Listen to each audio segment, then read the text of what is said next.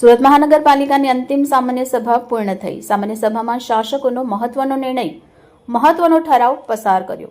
પાલિકા કચેરીને આપ્યું તાપી ભવનનું નામ, જ્યારે મુગલીસરા વિસ્તારનું નામ બદલી તાપીપુરા કરાયું।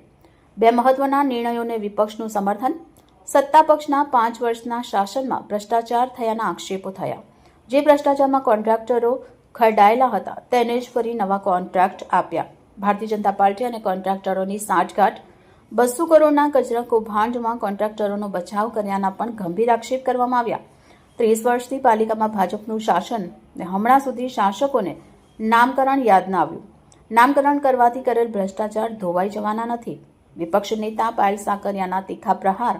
પાયલ સાકરિયાએ કહ્યું, છેલ્લા 5 વર્ષમાં થયેલા ભ્રષ્ટાચારનો જવાબ માંગતા મેયર ભડક્યા। Bureau chief Sunil Ganjawala, bullet 26 Gujarat news, Surat.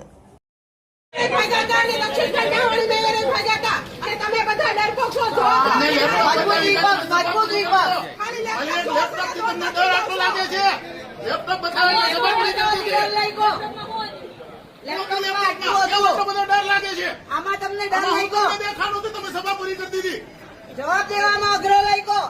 તાકાત નથી કોઈ જવાબ દેવાની એટલે સભા બંધ કરી દીધી। લેપટોપ બતાવ્યા એટલે આ તમારા 5 વર્ષના લેખાજોખા હતા છે એટલે તમે જોઈ નહીં કે